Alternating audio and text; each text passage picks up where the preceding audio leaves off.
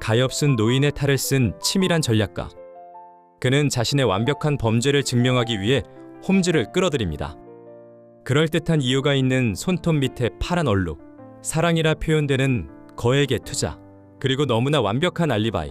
여기에서 단 하나의 균열을 찾아내야 합니다. 모든 것이 계산된 체스판 위에서 이제 당신은 하나의 기물을 움직여야 합니다.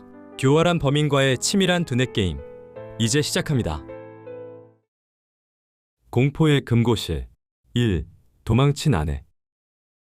홈즈 웬일인가? 오늘 아침엔 몹시 풀이 죽어 있으니 말이야. 7월 어느 날 아침, 내가 하숙집에 들렀을 때 홈즈는 창가의 의자에 걸터 앉아 파이프를 입에 물고 멍청이 거리를 내려다보고 있었습니다. 여, 와트슨, 어서 오게. 사실 요즘은 흥미있는 사건이 통 없어. 맥이 빠져있는 중이야. 사건을 의뢰하러 오는 사람이 아무도 없단 말인가? 아니야, 있긴 있어. 오늘 아침 일찍 에식스주의 시골에 살고 있는 한 노인이 도망친 아내의 행방을 찾아달라고 전화로 부탁해 왔어. 뭐, 아내가 도망갔다고? 그까짓 일이라면 그 고장 경찰에 부탁해서 찾으면 되잖아. 나도 그렇게 권했지만 노인은 아주 고집이 세단 말이야. 경찰에도 알렸지만 아무래도 마음을 놓을 수가 없으니 꼭 나더러 에식스주까지 와서 조사해 달라는 거야. 그래서 맡았나? 하는 수 없이 맡기로 했지. 조지아 엠빌레이라는 61살의 노인인데 곧 이리로 올 거야. 만약 젊고 아름다운 부인이 막 결혼한 남편의 행방을 찾아달라고 의뢰해 왔으면 나는 기꺼이 맡았을 거야. 그런데 61살이나 된 노인의 부탁이라 별로 마음이 내키지 않는군. 하하, 맞았어. 자네가 맥이 빠진 까닭을 이제야 알겠군. 내가 웃으면서 말했을 때 문 앞에서 마차가 멈춰서는 소리가 나고 이어서 초인종이 울렸습니다. 찾아오셨군. 와트슨, 미안하지만 문 좀 열어주지 않겠나? 좋아. 내가 아래층으로 내려가 현관문을 열자 낡은 중산모에 빛바랜 프로코트를 입은 노인이 서 있었습니다. 얼굴이 온통 주름살 투성이인 데다 등이 굽고 굵은 지팡이를 짚고 있었습니다. 엠빌레이시죠? 내가 묻자 노인은 쑥 들어간 눈으로 수상쩍다는 듯이 바라보며 댁은 뉘시오? 하고 퉁명스럽게 물었습니다. 저는 와트슨이라는 의사로서 홈즈의 친구죠. 아, 당신이 와트슨 선생이었소. 이름은 잘 알고 있습니다. 홈즈 씨의 모험담을 기록하고 계신 분이죠. 당신의 작품을 늘 애독하고 있어. 감사합니다. 홈즈가 기다리고 있으니 2층으로 올라가시죠. 노인은 먼저 계단을 올라가기 시작했습니다. 그는 다리가 불편한지 계단을 하나씩 올라갈 때마다 오른발을 끌듯이 절고 있었습니다. 홈즈는 언제나처럼 창을 등지고 앉아 있었습니다. 방문자의 모습을 잘 관찰할 수 있기 때문입니다. 엠빌레이 씨, 기다리고 있었습니다. 어서 앉으시죠. 홈즈가 맞은편 의자를 권하자 노인은 다리를 거북하게 움직이며 지친 듯이 의자에 앉았습니다. 나는 홈즈의 옆에 서서 가만히 노인의 모습을 지켜보았습니다. 아무리 보아도 70살이 훨씬 넘고 생활에 지친 것처럼 보였습니다. 지저분한 잿빛 머리카락이 귀를 덮었고 얼굴은 온통 쪼글쪼글하게 주름이 잡혀 꼭 말라 비틀어진 감자와 같았습니다. 엠빌레이 씨, 오늘 아침 전화로 부인이 집을 뛰쳐나갔다고 하셨죠? 실례지만 부인은 몇 살입니까? 만 26살이 지난 지 얼마 안 되는군요. 예? 26살이라고요? 그럼 당신보다 35살이나 젊은 셈이군요. 그렇소, 홈즈 씨. 나 같은 늙은이가 딸같이 젊은 여자와 결혼한 것이 이상한가요?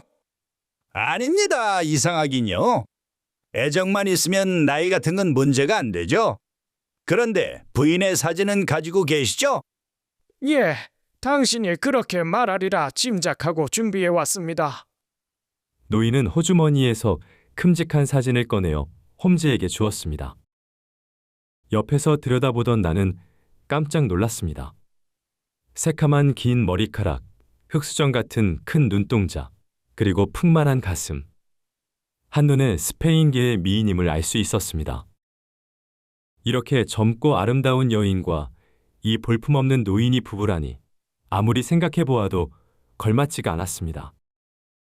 상당히 아름다운 분이시군요. 홈즈가 사진을 돌려주면서 물었습니다. 두 분이 결혼하신 것은 언제죠? 약 1년 전입니다. 1년 전? 그래요. 부인과의 사이는 괜찮았습니까? 나는 진심으로 에메리아를 사랑하고 있었습니다. 에메리아도 우리의 결혼 생활에 만족하고 있는 것 같았습니다. 부인이 집을 나간 것은 언제입니까? 나흘 전에 밤입니다. 뭔가 짐작이 가는 점은 없나요? 글쎄요, 그게 노인은 잠시 망설이더니 대답했습니다. 웅주 씨, 아내는 혼자 나간 게 아닙니다. 함께 간 사람이 있습니다. 함께 간 사람이라뇨? 우리 마을에 사는 레이 어네스트라는 젊은 의사와 함께 달아난 것입니다. 천한 말은 쓰고 싶지 않지만 둘은 서로 눈이 맞아 나를 속이고 도망친 것입니다. 하며 노인은 눈을 지그시 감았습니다. 2. 도둑맞은 1만 파운드. 홈즈는 한동안 노인의 얼굴을 바라보다가 물었습니다. 그 어네스트라는 의사는 어떤 사나이였습니까? 나이는 30살쯤 되었죠. 굴의 나룻이 길고 멋진 코수염을 길러 겉보기에는 훌륭한 청년이었습니다. 그러나 홈즈 씨, 시골 의사란 변변한 친구가 없더군요. 환자는 쫓아두고 밤마다 우리 집에 체스를 하러 왔습니다. 아차, 와트슨 선생님, 이거 실례했소이다. 당신은 의사였죠? 아니, 괜찮습니다. 나도 개업은 하고 있지만 거의 놀고 있는 거나 다름없죠. 나는 미소를 지으면서 고개를 저었습니다. 그렇다면 엠빌레이 씨, 당신도 체스를 좋아했던 모양이군요. 그렇습니다. 나는 술도 담배도 전혀 하지 않습니다. 체스만이 오직 하나의 오락이죠. 젊은 의사와 당신 중 누가 강했죠? 그야 말할 나위도 없이 내가 단연코 우세했죠.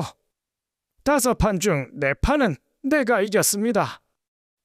정말 잘 두시는군요.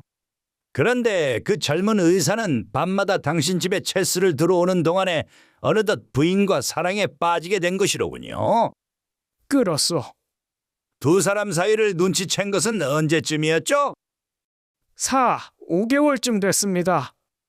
아내인 에메리아가 젊은 의사를 보는 눈초리에서 그걸 느꼈습니다. 그런데 왜 부인에게 주의를 주지 않았습니까? 웅주 씨, 저는 이래봬도 그림 물감 제조 회사의 사장이었습니다. 젊은 남녀의 사랑을 질투한다는 것은 내 자존심이 허락하지 않습니다. 만일 두 사람이 진심으로 서로 사랑한다고 나에게 털어놓았더라면 나는 아마 아내와의 이혼을 허락해 주었을 것입니다. 그런데 이게 될 말입니까? 둘은 내 금고실에서 현금 1만 파운드와 20장의 증권을 훔쳐가지고 도망을 친 것입니다. 이것만은 절대로 용서할 수 없습니다. 그 돈은 오랫동안 고생 끝에 모은 돈입니다. 어떤 일이 있어도 되찾고 싶습니다. 노인의 손은 부들부들 떨리고 있었습니다.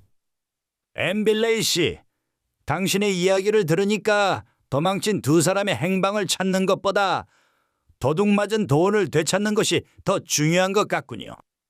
물론이죠. 증권은 번호를 적어두었으니까 팔기가 힘들겠지만 현금은 빨리 되찾지 않으면 모두 써버릴 테니까요. 그런 사실을 경찰에 신고했습니까? 예, 이튿날 아침 일찍 신고했습니다. 담당 경찰관은 누구죠? 맥키논 경감입니다. 몸집은 큰데 머릿속은 텅 비어 있는지 벌써 나흘이나 지났는데도 아직 두 사람의 자취조차 찾지 못하고 있어요. 그래서 참다 못해 이렇게 당신에게 부탁하러 온 것입니다. 잘 알았습니다. 그런데 도둑 맞은 1만 파운드는 금고실 안에 넣어두었다고 말씀하셨는데 어째서 그렇게 큰 금고가 필요했나요? 그 이유를 설명하기 전에 먼저 내 신상에 관한 이야기부터 해야 될 것 같습니다. 아주 간단히 말씀드리면 나는 원래 에식스주의 농가에서 태어났는데 농사일이 싫어서 20살 때 집을 뛰쳐나와 철제품 행상을 시작했습니다. 철제품이라고 하니 듣기엔 좋습니다만 실은 냄비나 솥을 팔러 다니는 일이지요. 하루 40km나 걸은 적도 있습니다. 그렇게 10년이 지나자 목돈이 생겼으므로 이를 미천으로 범인검시해서 끓인 물감을 만들어 팔기 시작했습니다. 그것이 순풍에 돛단 듯이 되어 내가 60살이 되었을 때는 범인검에서 두 번째 가는 큰 그림 물감 제조회사가 되었습니다. 그랬군요. 고생 많이 하셨군요. 예, 나는 학교 교육은 제대로 받지 못했지만 노력과 끈기만은 누구에게도 뒤지지 않는다고 자신하고 있습니다. 돈이 웬만큼 모이자 나는 여태까지 갖고 싶었던 그림이나 미술품을 눈에 띄는 대로 사들이기 시작했습니다. 그러다 보니 아무래도 큰 보관실이 필요하게 된 것입니다. 알겠습니다. 그런데 금고실의 자물쇠는요? 물론 튼튼한 자물쇠를 달고 열쇠는 늘 몸에 지니고 다녔지요. 그런데 아내인 에메리아가 어느 사이엔가 납으로 열쇠에 봄을 뜨고 의사인 어네스트가 그것을 바탕으로 해서 똑같은 열쇠를 만든 것입니다. 내가 밤늦게 집에 돌아와 보니 금고실 문이 활짝 열려 있고 자물쇠에는 열쇠가 꽂혀 있었습니다. 두 사람은 미술품 따윈 거들떠보지도 않고 돈과 증권만을 갖고 달아났습니다. 이야기가 돈에 미치자 노인의 움푹 팬 눈은 분노로 번뜩였습니다. 엠빌레이 씨, 당신이 부인과 알게 된 것은 언제쯤이었습니까? 에메리아는 원래 우리 회사 사원이었습니다. 사장실에서 비서로 있었죠. 의지할 곳 없는 고아인데 상냥하면서도 어딘지 야무진 데가 있는 아가씨였습니다. 나는 60살이 된 작년에 회사를 친구에게 팔고 시골로 내려가 조용히 살기로 했습니다. 그때 에메리아에게 결혼을 신청했던 것입니다. 노인은 스스로 생각해도 걸맞지 않은 구혼이었다는 듯 겸연쩍은 표정을 지었습니다. 거절당할 것이라고 생각했는데 뜻밖에도 에메리아는 승낙해 주었습니다. 이제 와서 생각해보면 내 재산이 목적이었는지 모르겠습니다만 어떻든 그때는 하늘에라도 날아오를 듯 기뻤지요. 나는 곧 회사를 판 돈으로 에식스주의 시골에다 근저택을 사고 에메리아와 새 살림을 시작했습니다. 셰필드역에서 4km쯤 떨어진 쓸쓸한 마을인데 넓은 정원에 큰 떡갈나무가 빽빽하게 들어서 있어 마을 사람들은 떡갈나무 저택이라고 부르지요. 신혼 당신은 무척 즐거웠겠군요. 하며 홈즈는 노인의 표정을 살폈습니다. 그야 물론이지요. 나는 에메리아를 조금이라도 편하게 해주려고 먼 곳으로부터 가스와 수도를 끌어주었습니다. 300파운드나 들여서 말입니다. 저런, 그건 부인을 사랑하고 있었다는 증거군요. 그런데 엠빌레이 씨, 아까부터 신경이 쓰였는데 당신의 오른손 손톱 사이에 뭔가 파란 것이 말라붙어 있는데 그게 뭡니까? 노인은 거친 손을 폈습니다. 나도 홈즈의 말을 듣고야 비로소 알았지만 노인의 오른손 손톱 사이엔 분명히 파란 것이 묻어 있었습니다. 아, 이거 말이요. 아무것도 아닙니다. 노인은 빙그레 웃으며 말을 이었습니다. 실은 오늘 아침 일찍 내가 경영하던 그림 물감 회사로부터 신제품을 하나 보내왔더군요. 나는 튜브에서 물감을 조금 눌러짜서 손가락 끝으로 문질러 보았습니다. 그림 물감의 품질을 조사하는 데에는 이렇게 하는 것이 가장 좋은 방법입니다. 품질이 아주 좋더군요. 그러다가 기차 시간이 되었으므로 서둘러 손을 닦고 런던으로 달려왔지요. 너무 바삐 서두르는 바람에 제대로 닦이지 않은 모양입니다. 그래요? 아, 그랬었군요. 홈즈는 고개를 끄덕였지만 뭔가 납득이 가지 않는 듯한 표정이었습니다. 홈즈 씨, 이것으로 모든 걸 말씀드렸는데 어떻습니까? 지금 곧 저와 함께 떡갈나무 저택까지 가주시겠습니까? 노인의 말에 홈즈는 고개를 저었습니다. 엠빌레이 씨, 그건 안 되겠군요. 나는 지금 어떤 신분이 높은 분으로부터 중대한 사건을 청탁받고 있어. 아무래도 런던을 떠날 수가 없습니다. 내 대신 와트슨을 보내도록 하지요. 와트슨, 자네 엠빌레이 씨와 함께 가주지 않겠나? 나는 어리둥절했습니다. 바로 조금 전에 흥미있는 사건이 없어 맥이 빠진다고 말해놓고 왜 이런 거짓말을 하는지 알 수가 없었습니다. 글쎄, 가도 좋겠지만 오늘은 어려워. 실은 디프테리아에 걸린 소녀를 치료하고 있는데 지금 가보고 열이 내렸으면 내일 아침 첫 차로 가도록 하지. 노인의 얼굴에는 못마땅한 표정이 역력히 떠올랐습니다. 홈즈가 가지 않는다고 실망한 것 같았습니다. 엠빌레이 씨, 염려 마십시오. 와트슨은 나와 함께 자주 사건의 수사를 해보았기 때문에 내가 하는 방식을 잘 알고 있습니다. 나도 손이 나는 대로 곧 찾아가겠습니다. 그렇습니까? 홈즈 씨도 꼭 와주셨으면 좋겠습니다. 그런데 수수료, 사례금은 얼마나 드리면 될까요? 그것도 걱정 마십시오. 나는 당신이 체스를 좋아하듯이 취미 삼아 탐정 일을 하고 있으니까 실비만 주시면 됩니다. 그것도 내고 싶지 않으시다면 그냥이라도 좋습니다. 그렇다면 안심했습니다. 아니, 1만 파운드만 무사히 돌아오면 될 수 있는 대로 사례를 하겠습니다. 그럼 앞으로 잘 부탁합니다. 노인은 의자에서 일어섰습니다. 그리고는 낡은 중산모를 쓰고 발을 질질 끌면서 계단을 내려갔습니다. 현관문이 닫히자 홈즈가 빙그레 웃으면서 물었습니다. 와트슨, 저 노인의 인상이 어떤가? 글쎄, 가엾은 노인이라고밖에 말할 수가 없군. 젊은 부인이 다른 남자와 도망을 친 데다 1만 파운드나 가지고 갔으니 엎친 데 덮친 격이지. 나이란 먹을 게 못 되는군? 아니야, 저 노인에게 동정할 필요는 없어. 와트슨, 돈 이야기가 나오자 저 노인의 쑥 들어간 눈이 번뜩였지? 그 눈빛은 한번 마음 먹은 일은 끝까지 해내고야 마는 병적일 만큼 강한 집념을 나타내고 있어. 하기야, 그런 끈질긴 성격 때문에 냄비 솥 따위의 행상에서 시작하여 대회사의 사장까지 되었겠지만 그 노인은 오른발이 좋지 않았어.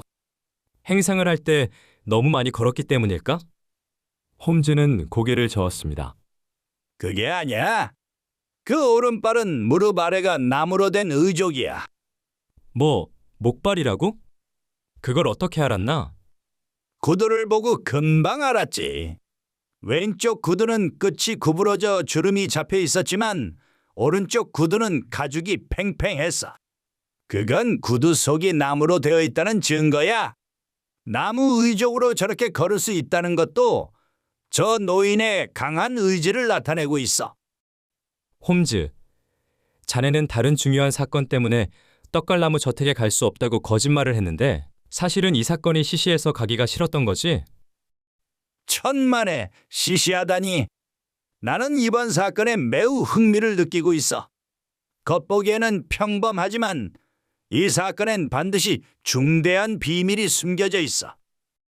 와트슨, 내일 떡갈나무 저택에 들어가면 자네의 눈과 머리를 부지런히 움직여 집안의 모습을 철저히 관찰하고 돌아와 주게. 부탁이야. 잘 알았네. 나는 홈즈의 하숙집을 나서는 길로 곧 디프테리아를 앓고 있는 소녀의 집으로 갔습니다. 다행히 소녀는 열이 완전히 내려 침대에서 인형놀이를 하고 있었습니다.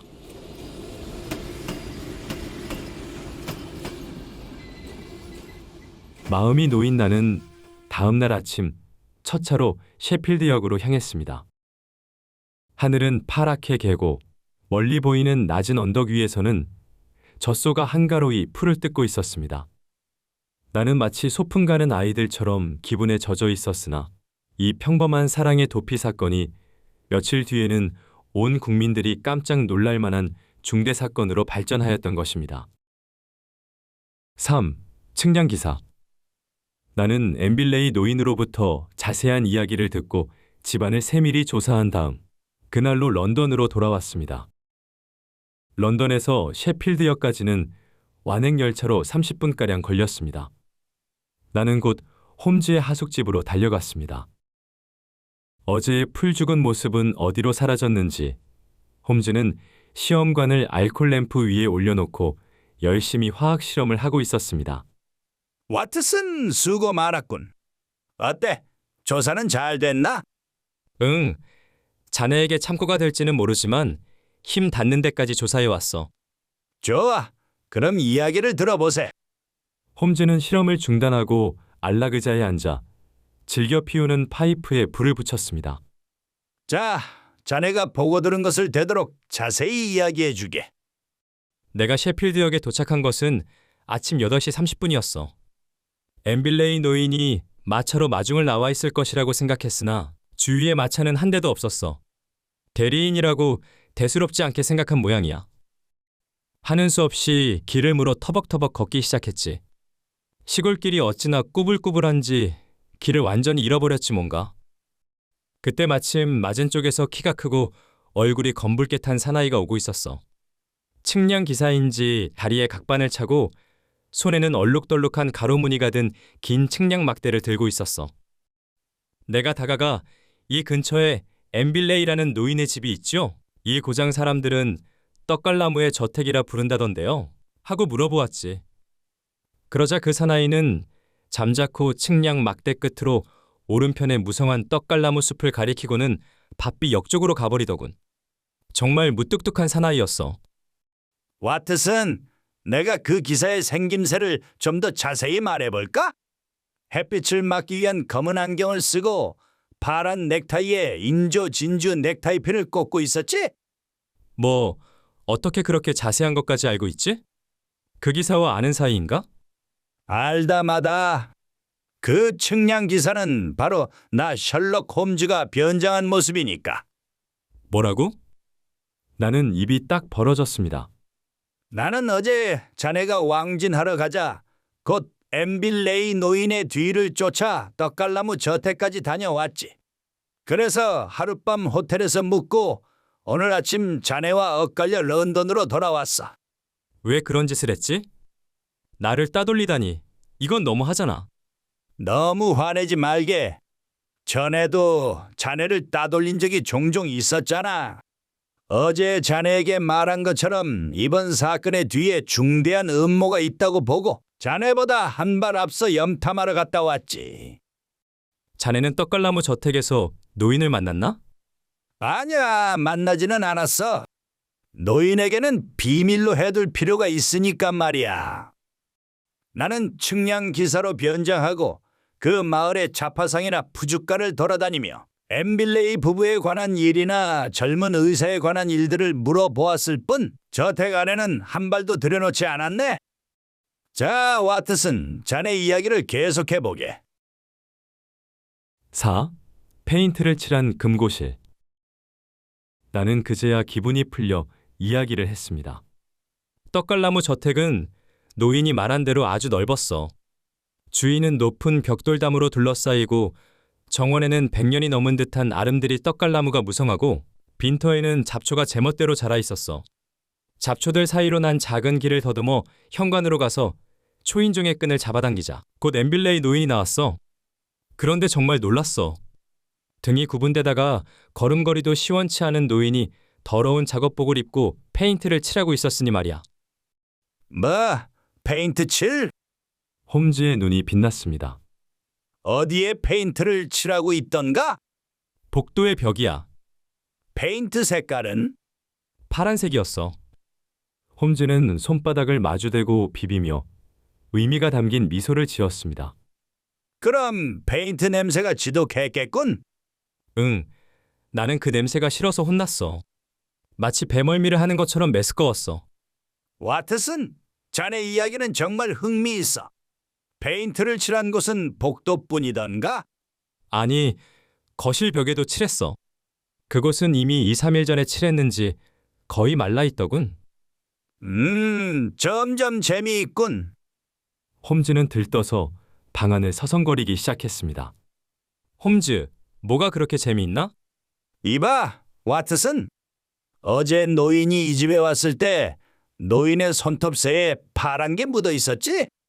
노인은 견본으로 보내온 파란 그림 물감의 품질을 조사해 보았다. 고했었지만 어쩌면 그림 물감이 아니라 파란 페인트였을지도 몰라. 홈즈, 미안하지만 그 추리는 틀렸어. 노인의 거실에 놓인 탁자 위를 조사했더니 노인의 말대로 담청색 물감의 튜브가 반쯤 눌린 채 뒹굴어 있었어. 그래? 빈틈없군. 홈즈는 알아들을 수 없는 소리를 짓거렸습니다. 와트슨, 부엌도 조사해 보았나? 물론 조사했었지. 노인이 말한 대로 가스와 수도 시설이 되어 있더군. 그 노인은 진심으로 부인을 사랑했나 봐. 300파운드나 들여서 가스와 수도를 끌어주었으니 글쎄, 그럴까? 하며 홈즈는 고개를 갸우뚱거렸습니다. 그렇게 젊은 부인을 생각했다면 어셉서 가스나 수도를 끌어주는 대신 하녀를 두지 않았을까? 그쪽이 부인에게 훨씬 더 편했을 텐데. 구멍가게 아주머니는 엠빌레이 씨의 젊은 부인은 정말 안 됐어요. 하녀가 없어서 이렇게 먼 가게에까지 손수 물건을 사러 오셨어요. 라고 말하더군. 와트슨, 자네는 그 집에서 3개월 전까지 뉴펀들랜드 종의 큰 개를 기르고 있었다는 이야기를 들었나? 아니, 개 이야긴 듣지 못했어. 내가 푸주간 주인에게 들은 이야기로는 엠빌레이 부인은 일주일에 한 번씩 와서 개에게 줄절인 고기 조각을 1파운드씩 약 453g 사갔다 더군. 와트슨, 자네도 생각해보게. 뉴펀들랜드 종과 같이 큰 개에게 일주일에 1파운드의 고기로는 어림도 없네. 그 개가 3개월 전에 죽은 건 어쩌면 굶어 죽었는지도 몰라. 마을 사람들의 이야기에 따르면 저 엠빌레이 노인은 인색한 걸 넘어서 지독한 수전 노인 모양이야. 홈즈, 너무 노인을 욕하지 말게. 가엾잖아. 하지만 와트슨, 자네도 노인이 인색하다는 건 인정하겠지? 어제만 해도 사건을 부탁하러 왔다면서 우리에게 지불할 수수료를 걱정하지 않던가 말이야. 하긴 그렇군. 그렇다면 엠빌레이 부인은 노인이 생각 외로 너무 인색한데 놀라서 젊은 의사와 달아난 모양이로군. 홈즈는 그 말에는 대꾸하지 않고 나에게 물었습니다. 문제의 금고실은 살펴보았나? 응, 금고실은 거실 정면에 있었어. 마치 은행의 금고같이 튼튼한 문이 달려 있었지. 금고실의 크기는? 길이가 4m, 폭이 3m쯤 되는 상당히 큰 방이었어. 정면에 선반이 몇 개 있고 노인이 수집한 미술품과 휴대용 금고가 놓여 있었지. 노인은 와트슨 선생, 나는 휴대용 금고 속에 1만 파운드와 증권 20장을 넣어두었는데 그걸 몽땅 도둑 맞아 버린 것입니다. 보십시오. 안이 텅 비어 있지 않소. 하며 휴대용 금고를 활짝 열어 젖혔어. 노인은 이어 나에게 그 1만 파운드와 증권은 나의 전 재산이었어. 나는 이제 파산한 거나 마찬가지요. 하며 생각하기도 지겹다는 듯 문을 쾅 닫아버리던걸. 금고실의 벽에도 페인트를 칠해 놓았던가? 응, 금고실은 늘 닫아놓아서 그런지 페인트 냄새가 더 짙게 풍기고 있었지. 머리가 아파서 도저히 오래 있을 수가 없었네. 와트슨, 자네는 페인트에 관해 아무 말도 노인에게 물어보지 않았나? 아니야, 물어봤어. 이런 경황에 무슨 마음으로 한가롭게 페인트 칠을 하느냐고 물었더니 노인은 도둑 맞은 1만 파운드를 생각하면 속이 뒤집힌다는 거야. 그래, 기분을 가라앉히기 위해 페인트 칠을 한다더군. 게다가 한술 더 떠서 자기는 그림 물감을 다룬 사람이므로 색에 대해서 민감하다나? 그래서 벽은 파랗게 칠해 놓았으니 마룻바닥은 회색을 칠해야겠대. 그래? 일단 사리에는 맞는군. 그런데 와트슨, 그 금고실에 조명 설비는 없었나? 있었지. 천장에 가스등이 하나 매달려 있었어. 그 가스등에 불이 켜져 있었나? 아니, 낮이었으니까 켜져 있지 않았어. 그러나 정원에서 들어오는 광선으로 금고실 안이 희미하게 보였어. 불이 들어오지 않는 가스등이라. 이거 정말 재미있군. 홈즈는 다시 손바닥을 마주 비비며 부인과 젊은 의사가 1만 파운드를 갖고 달아난 것은 지금부터 5일 전의 밤이었지? 하고 물었습니다. 응, 정확히 말하면 7월 1일 밤 11시경이야. 그날 노인은 젊은 부인과 함께 연극 구경을 가려고 리시엄 극장에 입장권을 2장 사왔대. 그런데 저녁에 막상 극장에 가려고 하자 부인이 갑자기 머리가 아파서 못 가겠다고 말했다는군. 노인은 하는 수 없이 혼자 연극을 보러 갔대. 밤 11시가 지나서 집에 돌아와 보니 부인의 모습은 보이지 않고 금고실 문이 활짝 열려 있어서 비로소 범행을 알게 되었대. 노인은 나에게 와트슨 선생, 그 바람에 비싼 표가 한 장 썩어버렸죠. 이건 아내의 표입니다. 하며 입장권을 보여주었어. 그래? 자넨 설마 그 표의 번호를 외우고 있진 않겠지? 이봐, 홈즈. 너무 무시하지 말게. 얼핏 보았을 뿐이지만 표의 번호는 2층 비열의 23번이었어. 용케도 잘 외워두었군. 부인 자리가 23번이었다면 엠빌레이 노인의 자리는 그 옆에 22번이나 24번이었겠지? 이건 중요한 단서가 되겠어. 사실은 말이야. 내가 대학 입학 시험을 칠 때의 수험 번호가 B의 23번이었다네. 하하하. 뭐라고? 그렇다면 외고 있는 게 당연하지. 칭찬할 필요가 없었군. 홈즈도 웃으면서 번호를 수첩에 적었습니다. 그 밖에 노인의 말 가운데 뭔가 중요한 것은 없었나? 글쎄, 이건 별로 참고가 되지 않겠지만 내가 노인에게 엠빌레이 씨, 이 저택은 이웃 농가까지 500m 이상이나 떨어져 있군요. 이래서야 무슨 급한 일이 생겨도 구원을 청할 수가 없겠군요. 튼튼한 하인이라도 고용하는 게 어떻겠습니까? 하고 권해보았지. 그러자 노인은 아니요, 나에게는 이것이 있으니까 안심입니다. 하며 책상 서랍에서 권총을 꺼내 보여주더군. 유견발의 리볼버였어. 그랬나? 와트슨, 늘 말하지만 아무리 작은 일이라도 알아두면 나중에 반드시 도움이 되는 법이야. 그리고 노인은 자네가 돌아올 때 무엇라고 말하지 않던가? 응, 했었지. 내가 작별 인사를 하고 돌아서려 하자 와트슨 선생, 런던으로 돌아가시면 홈즈 씨에게 한시바삐 이곳으로 오시도록 전해주십시오. 나는 돈과 증권이 무사히 돌아올 때까진 제대로 잠을 잘 수가 없습니다. 명탐정인 홈즈 씨가 와주시면 금방 돈의 행방을 찾아내어 돈과 증권을 되찾을 수 있을 텐데. 하더군. 홈즈는 빙그레 웃었습니다.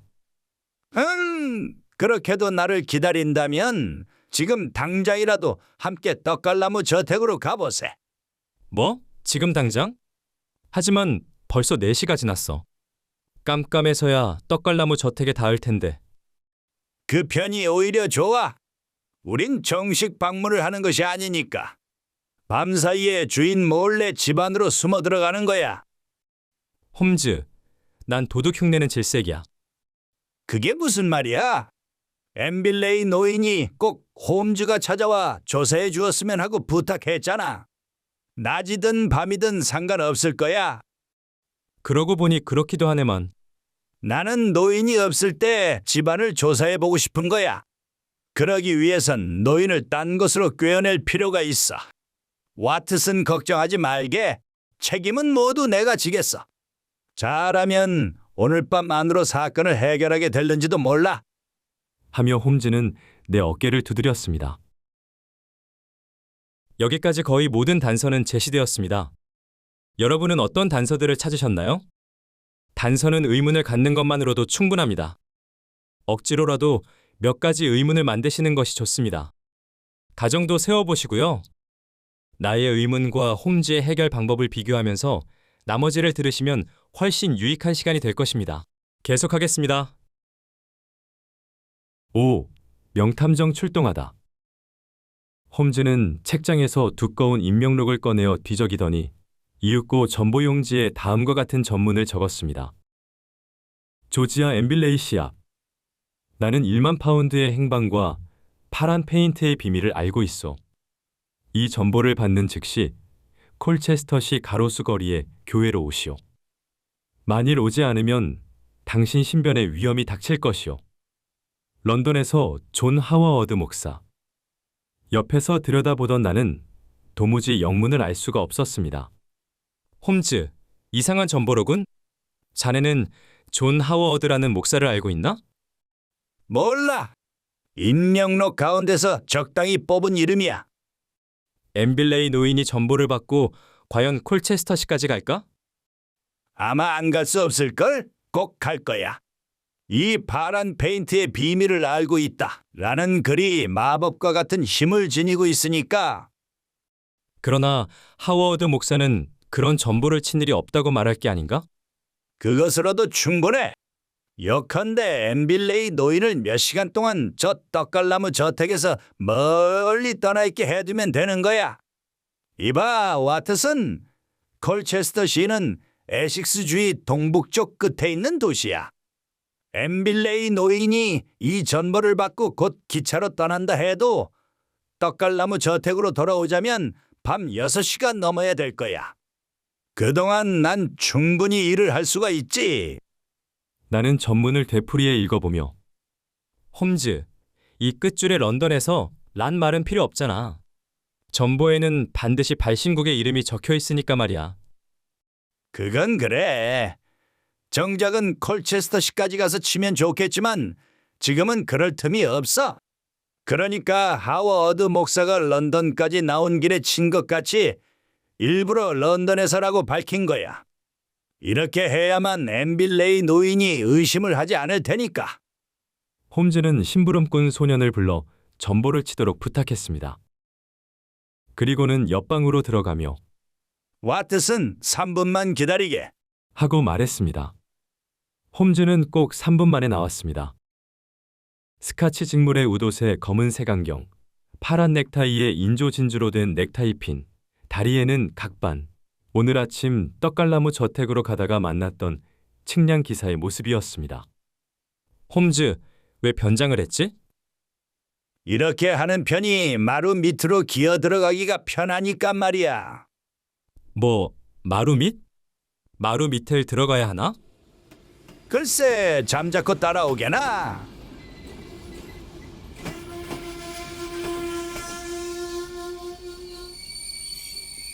우리가 에식스 주일에 셰필드역에 내렸을 때는 날이 많이 어두워져 있었습니다. 와트슨, 떡갈나무 저택에 가기 전에 극장에 들러 우선 그 표에 관해 조사해 보세. 극장은 그곳의 큰 거리 중앙에 있었습니다. 곧 막이 오를 시간인지 종업원들이 바삐 움직이고 있었습니다. 홈즈는 매표소로 가서 한 가지 여쭤보겠습니다. 7월 1일 밤 2층 B열에서는 몇 번 표가 팔렸죠? 하고 물었습니다. 매표소에 앉아있던 노인은 안경 너머로 홈즈를 노려보았습니다. 당신은 누구요? 그런 건 왜 묻소? 나는 경찰에 관계되는 사람인데 어떤 사건을 조사하고 있는 중이요. 홈즈가 일부러 으스대며 말하자 노인은 갑자기 태도가 공손해져서 아, 그랬었군요. 당장 알아보죠. 하며 매표 장부를 넘겼습니다. 가만히 있자. 7월 1일 밤이라고 하셨죠? 그날 밤 2층의 B열에서는 23번이 팔렸군요. 23번의 오른쪽이나 왼쪽 좌석은 안 팔렸나요? 예, 팔리지 않았습니다. 그때 안내양이 지나갔습니다. 아가씨, 혹시 7월 1일 밤에 2층의 B열에 등이 굽고 다리를 저는 노인을 안내한 기억이 있어? 60이나 70쯤 되어 보이는. 홈즈의 물음에 뺨이 발그스레한 아가씨는 둥근 눈을 굴리며 생각하더니 고개를 저었습니다. 아니요, 그런 할아버지를 본 적이 없어요. 7월 1일은 첫날인데도 손님이 많지 않아 2층은 텅 비다시피 했죠. B열에는 손님이 한 분도 없었는걸요? 고맙소. 홈즈는 아가씨에게 인사를 하고 나에게 눈짓을 하며 극장을 나갔습니다. 와트슨, 이제 엠빌레이 노인의 거짓말이 드러났지? 노인은 자네에게 7월 1일 밤에 아내와 함께 가려고 표를 2장 샀으나 아내가 갑자기 머리가 아프다고 하여 자기 혼자 극장에 갔다고 하며 못 쓰게 된 23번 표를 자네에게 보였다면서? 응, 그랬어. 그런데 그날 밤 노인은 극장에는 가지 않았으며 표를 2장 샀다는 것도 거짓말이야. 애당초 1장밖에 사지 않았던 거야. 자네에게 살짝 보여준 B열 23번 표가 그거야. 왜 그런 거짓말을 했을까? 물론 사건 당시에 자기가 집안에 있지 않았다는 증거를 만들기 위해서지. 노인은 그것을 자네에게 믿게 하려고 표를 보였는데 하필이면 그 번호가 자네의 수험 번호와 같아 자네가 외워버렸지. 체스를 잘 두는 머리가 좋은 노인으로서는 큰 실수였어. 홈즈, 자넨 엠빌레이 노인을 의심하고 있는 것 같은데 도대체 그 의족의 노인이 무슨 잘못을 저질렀다는 건가? 홈즈의 표정이 갑자기 엄격해졌습니다. 와트슨, 사건은 곧 막바지에 이르게 돼. 난 지금 내가 세운 추리가 맞아 들어가는지 하나하나 확인하고 있는 거야. 쓸데없는 질문은 말아주게. 그리고는 지나가는 빈 마차를 불러세워 앞장서서 성큼 마차에 올랐습니다. 교회의 떡갈나무 저택까지 갑시다. 마차가 달리는 동안 홈즈는 한마디도 말을 하지 않았습니다. 팔짱을 낀 채 눈을 지그시 감고 깊은 생각에 잠겨 있었습니다. 6. 가택수색. 마차가 떡갈나무 저택에 도착했을 때는 벌써 밤이었습니다. 홈즈는 마부에게 수고비를 듬뿍 주어 돌려보내고 나서 말했습니다. 자, 와트슨, 이제부턴 자네가 안내역이야. 우선 부엌문 쪽으로 안내하게. 노인이 젊은 아내를 위해 설치했다는 가스관은 부엌으로 통해 있을 거야. 정문은 오늘 아침 내가 왔을 때와 똑같이 활짝 열려 있었습니다. 그러나 떡갈나무 사이로 보이는 건물은 창문마다 꼭꼭 잠긴 채 불이 켜져 있지 않았습니다. 엠빌레이 노인은 아마 저 가짜 전보에 속아 콜체스터시까지 간 모양이야. 덕분에 9시까진 마음 놓고 일을 할 수 있겠군. 나는 홈즈를 뒷곁에 있는 부엌 쪽으로 데리고 갔습니다. 창문 아래에 가수와 수도의 계량기가 붙어 있었습니다. 홈즈는 회중 전등으로 가스 계량기를 비춰보았습니다. 아니, 겨우 500입방미터밖에 쓰지 않았군. 이것도 내가 예측한 대로야. 좋아, 이 창으로 들어가세. 홈즈는 주머니에서 2-3개의 소도구를 꺼냈습니다. 유리칼로 유리를 잘라낼 셈인가 하고 보고 있었으나 홈즈는 그렇게 서투른 짓은 하지 않았습니다. 끝이 얇은 드라이버와 송곳으로 살짝 건드리자 걸쇠가 빠져 창이 열렸습니다. 와트슨, 자네부터 들어가게. 겁내지 말고. 자, 여기 회중 전등이 또 하나 있네. 나는 홈즈가 건네준 회중 전등으로 발밑을 비추면서 가스대에서 부엌 바닥으로 뛰어내렸습니다. 잇따라 홈즈가 고양이처럼 발소리 하나 내지 않고 가볍게 뛰어내렸습니다. 복도로 나가니 칠한 지 얼마 안 되는 페인트 냄새가 코를 찔렀습니다. 이거 지독하군. 속이 메스꺼워. 아무래도 이 페인트 냄새가 수상해. 하며 홈즈가 코를 막았습니다. 우리는 벽에 닿지 않도록 조심하면서 복도를 따라 5미터쯤 걸어 거실 앞에 이르렀습니다. 문이 잠겨 있지 않아 쉽게 안으로 들어갈 수 있었습니다. 홈즈가 회중 전등으로 캄캄한 방안을 비추었습니다. 이상하군. 엠빌레이 노인은 돈을 들여 가스를 끌어놓고 거실에서는 석유 램프를 쓰고 있잖아. 이봐, 벽에 하나, 그리고 탁자 위에 하나야. 석유 램프가 가스등보다 싸게 먹혀서 그런가? 이게 문제의 금고실이군. 과연 훌륭해. 홈즈는 금고실 앞에 웅크리고 앉아 호주머니에서 굽은 못을 꺼내어 열쇠 구멍에다 쑤셔 넣었습니다. 그리고 몇 번 돌리자 찰칵하는 소리와 함께 자물쇠가 풀렸습니다. 홈즈는 만족한 듯이 일어서며 말했습니다. 와트슨, 난 때때로 사립 탐정이 되지 말고 도둑이 되었다면 좋았을 거라고 생각한 적이 있어. 그랬다면 난 아마 루팡 이상가는 거물이 되었을 거야. 그리고는 금고실 문을 열었습니다. 그 순간 짙은 페인트 냄새가 속이 울렁거릴 정도로 확 끼쳤습니다. 홈즈는 손가락 끝으로 금고실 벽을 더듬어 보고 나서 말했습니다.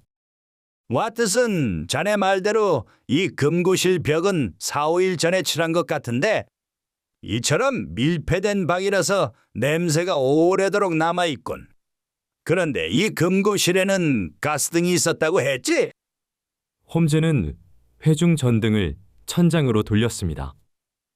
그곳에는 오늘 아침에 내가 본 가스등이 그대로 매달려 있었습니다. 와트슨, 자넨 저걸 보고 이상하다고 생각지 않았나? 거실에서는 석유등을 쓰면서 왜 이 금고실에만 가스등을 달았을까? 그건 그렇고 의자 하나만 갖다 주게. 내가 거실에서 의자를 가져오자 홈즈는 그 위에 올라서서 가스등의 스위치를 조사하고 유리 안의 심지를 들여다보았습니다. 됐어. 모두 내가 예측한 대로야. 의자에서 내려온 홈즈는 와트슨, 이 금고실의 어딘가에 집안 전체의 가스를 조절하는 스위치가 있을 걸세. 벽을 조사해 주게. 하고 지시하였습니다. 나는 주위의 벽을 세밀히 조사해 보았지만 스위치는커녕 가스관도 찾지 못했습니다. 이상하군. 이 금고실 안에 없다면 어딘가 밖에 있을 거야. 그런데 이 금고실 벽의 페인트는 아주 거칠게 칠해 놓았군. 아래쪽은 전혀 칠도 하지 않았고 군데군데 페인트가 흘러내린 흔적이 있어. 아니 이게 뭐야? 하며 웅크리고 앉은 홈즈는 벽과 마룻바닥이 만나는 구석에서 가느다란 보랏빛 색연필을 주워들었습니다. 이건 수첩에 끼우는 연필이야. 이게 어째서 여기 떨어져 있을까? 홈즈는 바닥에 무릎을 꿇고 앉아 페인트가 칠해지지 않은 벽의 아래쪽을 회중 전등으로 비추어 보았습니다. 그러더니 갑자기 소리쳤습니다. 아니 여기 글씨가 씌어 있잖아. 와트슨, 이것 좀 보게. 나는 회중 전등으로 비춘 곳을 자세히 들여다보았습니다. 과연 바닥에서 2뼘 정도 떨어진 벽에 M 이라는 보랏빛 글씨가 똑똑히 보였습니다. 급하게 쓴 모양으로 글씨가 비뚤비뚤했습니다. 홈즈, 누가 이런 곳에 글씨를 썼을까? 게다가 우리는 M뿐이니 무슨 말인지 통 알 수가 없군. 홈즈는 빙그레 웃었습니다. 이 글자의 뜻은 곧 알게 돼. 자, 어서 가스의 전체 스위치를 찾아보세. 어딘가에 있을 거야. 우리는 복도로 나와 금고실의 옆과 뒤쪽 벽을 회중 전등으로 비추어 보았습니다. 그러나 스위치는 눈에 띄지 않았습니다. 틀림없이 벽 속에 숨겨두었을 거야. 좋아. 내가 마루 밑에 기어들어가서 가스관의 행방을 더듬어 보겠어. 와트슨, 자넨 여기서 기다리다가 내가 마루 밑에서 신호를 보내면 그 장소에 서 있게. 홈즈는 부엌으로 되돌아갔습니다. 10분쯤 지나자 내가 서 있는 데서 3미터쯤 떨어진 곳에서 탕 하고 가스관을 두들기는 소리에 이어서 마루 판자를 밀어 올리는 소리가 들려왔습니다. 나는 그곳으로 가서 구두 뒤축을 쾅쾅 울려서 신호를 보냈습니다. 이윽고 홈즈가 온통 거미줄 투성이가 되어 돌아왔습니다. 정말 혼이 났군. 하며 홈즈는 옷에 묻은 먼지를 털었습니다. 와트슨, 이젠 내가 각반을 차고 온 까닭을 알겠나? 그런데 마루 밑에 가스관은 이 근처에서 벽 속으로 들어가 있어. 그곳은 바로 금고실 뒤쪽으로 벽에는 널빤지가 붙여져 있었습니다. 홈즈는 그 널빤지를 손가락으로 눌러보더니 여기야. 하면서 드라이버로 비틀었습니다. 그러자 나무 판자가 조금 젖혀지면서 그 앞 깊숙이에 가스관과 전체 스위치의 꼭지가 보였습니다. 꼭지의 스위치는 수평, 즉 가스를 끈 상태가 되어 있었습니다. 됐어. 이제 모든 걸 알아냈어. 자, 와트슨, 빨리 이곳을 빠져나가세. 지방 경찰에 가서 맥키넌 경감을 만나야 해. 이번 사건의 담당자야. 우리는 곧 부엌으로 되돌아갔습니다. 내가 먼저 창에서 바깥으로 뛰어내렸습니다. 그 순간 회중 전등의 강한 불빛이 내 얼굴을 비췄습니다. 잇따라 누군가가 굉장한 힘으로 왼쪽 어깨를 꽉 붙잡았습니다. 이봐, 넌 누구야? 굵은 목소리가 들렸습니다. 전등 불빛에 눈이 부셔 자세히 볼 수는 없었지만 키가 크고 몸집이 건장한 사나이 같았습니다. 7 잠복 근무. 뭐라고 대답해야 좋을지 몰라 내가 우물쭈물하고 있으려니까 뒤이어 창에서 뛰어내린 홈즈가 야, 맥키넌 경감이군요. 수고가 많으십니다. 마침 잘 만났군요. 하고 허물없이 말했습니다. 아니, 두 놈이잖아? 대체 뭘 하는 놈들이야? 꼼짝 마라! 움직이면 쏜다! 사나이는 내 어깨를 놓고 허리에 찬 권총으로 손을 가져갔습니다. 잠깐, 경감, 위험한 짓은 그만두시오. 우린 수상한 자들이 아닙니다. 당신이 잡고 있는 사람은 내 친구인 의사 와트슨이고 나는 사립탐정인 셜록 홈즈입니다. 뭐, 홈즈시라고? 경감은 홈즈에게 회중 전등을 갖다 댔습니다. 사진에서 본 기억이 있어. 하지만 홈즈씨, 아무리 사립탐정이라도 주인이 없는 틈을 타서 남의 집안에 침입하다니 점잖지 못하군요. 아니요. 우리는 이 집 주인인 엠빌레이 노인으로부터 이번 사건을 조사해달라는 부탁을 받았어. 사건의 수사를 부탁받았다고요? 나는 그런 이야기는 듣지 못했는데. 별빛으로 어렴풋이 보이는 경감의 얼굴에는 불쾌한 빛이 역력하였습니다. 경감님, 기분 나쁘게 생각지 마십시오. 엠빌레이 노인은 결코 당신 수화를 믿지 못하고 그런 것은 아닙니다.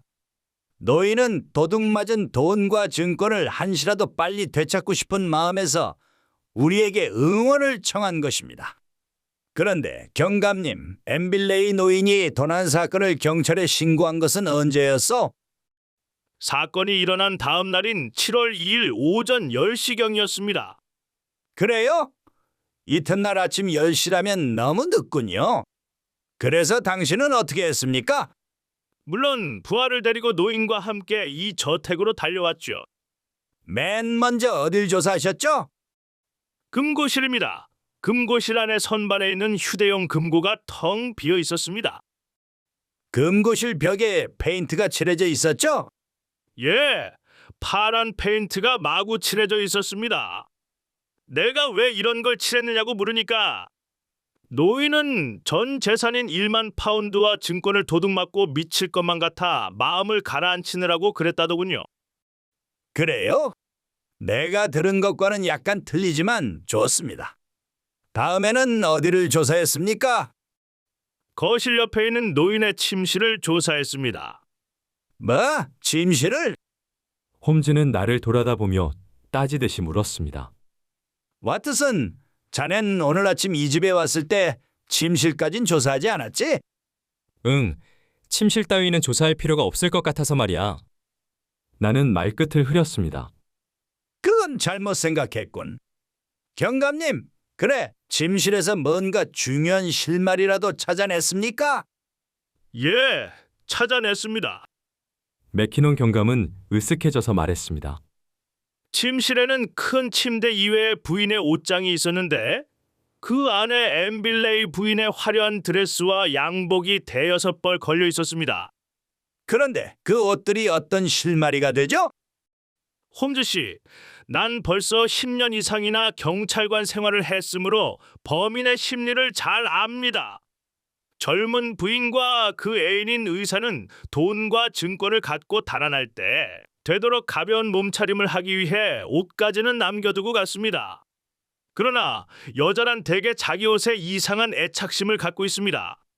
어딘가에 안전한 은신처를 마련해서 안정되면 이번엔 남겨두고 간 옷가지를 되찾고 싶어질 것입니다. 멀지 않아 의사인 어네스트가 이 저택으로 옷을 가지러 올 것입니다.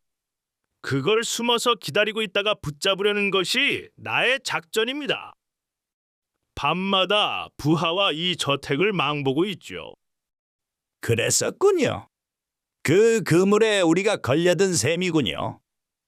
홈즈는 빙그레 웃으면서 말을 이었습니다. 경감님, 미안한 말이지만 그 두 사람은 100년을 기다려도 나타나지 않습니다. 그러자 경감은 불끈하여 소리쳤습니다. 그럴 리가 없습니다.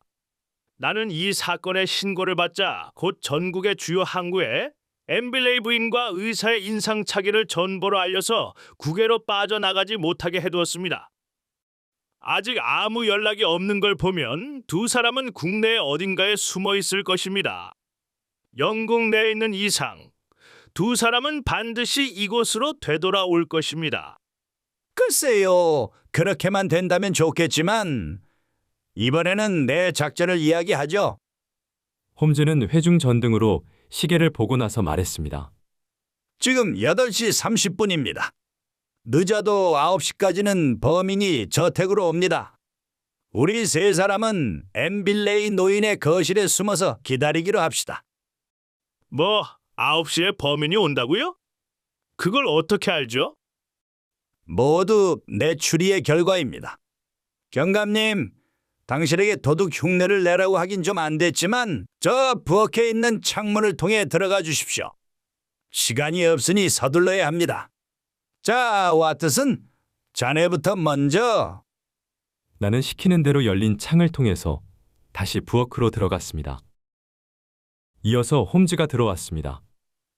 마지막으로 경감의 큰 몸집이 좁은 창문을 간신히 빠져나왔습니다. 그것을 보고 있던 나는 하마터면 웃음을 터뜨릴 뻔했습니다. 우리 세 사람은 캄캄한 거실에 들어가 문을 닫았습니다. 홈즈는 회중 전등으로 주위를 비추면서 진지한 표정으로 말했습니다. 경감님, 당신은 그 문 뒤에 숨어 계십시오. 곧 범인이 올 것입니다. 아마 유견발 권총을 가지고 있을 텐데 내가 휘파람을 불어 신호하기 전에는 절대로 범인에게 손대지 마십시오. 알겠습니까? 그러자 맥키논 경감은 걱정스러운 듯이 말했습니다. 홈즈 씨, 당신에게 뭔가 생각이 있다는 건 알겠습니다. 그러나 범인의 체포만은 저에게 맡겨주십시오. 그렇지 않으면 저는 이번 사건에서 아무 공적이 없으므로 경찰서에서는 물론 마을 사람들 앞에서도 얼굴을 들 수가 없게 됩니다. 하하, 그 점이라면 걱정 마십시오. 나는 사립탐정이므로 체포할 권한은 없습니다. 다만 내가 신호를 할 때까지 기다려 주십시오. 그런데 수갑은 가지고 계시죠? 하나만 준비해 왔습니다. 하나면 충분합니다. 하지만 범인은 보기보다는 거센 자이므로 조심해야 할 것입니다. 와트슨, 자넨 그 탁자 위에 램프가 있지? 자넨 성냥을 가지고 그 탁자 뒤에 숨어 있다가 내가 범인에게 회중 전등을 비추면 재빨리 성냥을 그어 램프에 불을 붙이게. 자네 역할은 그것뿐이야. 이 방에서 어떤 소동이 일어나도 자넨 참견하면 안 돼. 나의 귀중한 전기 작가에게 상처를 입히고 싶지는 않으니까 말이야. 알겠나? 응, 알았어. 나는 램프의 등피를 벗겨놓은 다음 손에 성냥을 들고 탁자 뒤에 웅크리고 앉았습니다. 8. 범인 체포. 우리의 잠복은 오래 걸리지 않았습니다. 9시 2분 전, 바깥에서 마차 바퀴 소리가 들리더니 현관 앞에서 딱 멈추었습니다. 1분쯤 지나자 다시 마차가 달려가는 소리가 들렸습니다. 아마 거리에 합승 마차를 타고 온 모양이었습니다. 곧 현관문이 열리고 거실 쪽으로 천천히 걸어오는 발소리가 들려왔습니다. 그 발소리에 섞여 똑똑똑 하는 지팡이 소리가 들렸습니다. 이 집 주인인 의족의 엠빌레이 노인이 돌아온 것입니다. 조용히 문이 열렸습니다. 그와 동시에 홈즈의 회중전등이 엠빌레이 노인의 주름투성이 얼굴을 환히 비췄습니다. 나는 재빨리 성냥을 그어 램프에 불을 붙였습니다. 아니, 노인은 낮은 소리로 외치며 그 자리에 우뚝 섰으나 방 안에 있는 사람이 홈즈와 나라는 것을 알자 안심한 듯한 표정을 지었습니다. 난 또 누구라고? 홈즈 씨와 와트슨 선생이었소. 이렇게 밤늦게 찾아오시리라고는 꿈에도 생각지 못했습니다. 미리 통지를 하셨으면 여기까지 마중을 나갔을 텐데. 엠빌레이 씨, 나는 당신에게서 한시바삐 이곳으로 와서 조사해달라는 부탁을 받았기 때문에 이렇게 불이 나게 찾아온 것입니다. 참 잘 오셨소. 그런데 당신들은 대체 어디로 해서 이 집안에 들어왔습니까? 현관문은 잠겨 있었을 텐데. 하며 노인은 방 안을 둘러보았습니다. 아니, 금고실 문이 열려 있군요. 누가 열었소? 조사할 필요가 있어서 내가 열었어. 엠빌레이 씨, 당신은 지금 어디에 갔다 오는 길이죠? 잠깐 볼 일이 있어 거리에 나갔다 왔소. 그건 거짓말이요. 당신은 하워드 목사의 전보를 받고 서둘러 콜체스터시까지 갔다 오는 길이죠? 하워드 목사? 그런 이름은 들은 적도 없습니다만. 시치미를 떼도 소용없어. 당신은 머리가 좋은 사람이라 벌써 눈치챘겠지만 그 전보는 당신을 꿰어내려고 내가 친 거요. 알겠어? 그 전보에 나는 파란 페인트의 비밀을 알고 있다. 곧 콜체스터시까지 오지 않으면 당신 신변의 위험이 닥쳐올 것이다. 라고 적혀 있었죠? 노인은 무슨 잠꼬대를 하느냐는 듯이 홈즈를 바라보고 있었습니다. 캥기는 데가 있는 당신은 대체 하워드라는 목사는 어떤 자일까? 만일 내 비밀을 안다면 살려둘 수가 없어 라고 생각하고는 그 책상 서랍에서 오늘 아침 와트슨에게 보인 유견발 권총을 꺼내 콜체스터시까지 달려갔어. 그런데 존 하워드 목사는 이미 사흘 전에 병으로 죽은 것을 알았어. 비로소 당신은 누군가에게 속은 줄 알고 당황하여 이리로 되돌아왔습니다. 어떻소? 홈즈 씨, 나는 당신이 지금 무슨 말을 하고 있는지 도무지 알아들을 수가 없군요. 엠빌레이 씨, 서로 쓸데없는 말은 그만둡시다. 나는 당신이 없는 동안 1시간가량 금고실과 마루 밑까지 샅샅이 조사했습니다. 그리하여 이번 사건을 완전히 해결한 것입니다. 뭐, 해결했다고요? 그럼 돈과 증권을 갖고 달아난 두 사람의 행방을 알았나요? 물론이지요. 그럼 어째서 경찰에 알려 그들을 체포하지 않죠? 그 두 사람을 체포할 필요는 없습니다. 체포되는 것은 바로 엠빌레이 씨 당신이요. 예, 내가 왜요? 당신이 부인과 그 애인인 어네스트 의사를 죽였기 때문이요. 홈즈의 목소리는 얼음과 같이 차가웠습니다. 순간 노인의 얼굴엔 당황한 빛이 떠올랐으나 곧 안정을 되찾고 태연한 척하였습니다. 하하하, 홈즈 씨, 당신 이야기는 정말 재미있어. 그러나 당신은 터무니없는 착각을 하고 있습니다. 내가 사랑하는 아내인 에메리아와 어네스트를 무슨 까닭으로 죽였다는 거죠? 이유는 질투입니다. 알겠어, 엠빌레이 씨? 당신은 사건을 의뢰하러 나를 찾아왔을 때 나는 아내와 어네스트가 몰래 사랑하고 있다는 것을 알고 있었습니다. 그러나 그림 물감 회사의 사장까지 지낸 내가 질투를 하다니 내 자존심이 용서치 않소. 나는 만일 두 사람이 진심으로 사랑하고 있다면 아내와 이혼해도 좋소. 다만 도둑맞은 1만 파운드와 스물장의 증권만은 찾고 싶소. 라고 말했었죠? 예, 그랬었지요. 지금도 그 생각에는 변함이 없소. 그게 당신의 거짓말의 시초인 것입니다. 당신은 두 사람의 사랑을 인정하기는커녕 마음속에서는 그들에 대한 미움과 노여움이 불처럼 들끓고 있었던 것입니다. 당신은 어떻게 해서든 두 사람을 죽이려고 작정하고 면밀히 계획을 세웠습니다. 그리하여 끝내 두 사람을 죽이는 데 성공한 것입니다. 홈저씨, 당신이 지어낸 이야기는 점점 더 재미있군요. 그러면 내가 그 두 사람을 죽였다는 증거라도 있습니까? 증거라면 얼마든지 있습니다. 엠빌레이 씨. 나는 쓸데없는 이야기는 하고 싶지 않지만 어떤 사람에게 들려주기 위해 당신의 범행 경위를 아주 간단히 설명해보죠. 좋습니까? 당신은 7월 1일 저녁 때 리시엄 극장에 연극을 보러 간다고 말하며 혼자 이 저택을 나갔죠? 그렇소. 처음에는 아내와 같이 갈 예정이었으나 아내가 머리가 아프다고 해서 부득이 혼자 간 것입니다.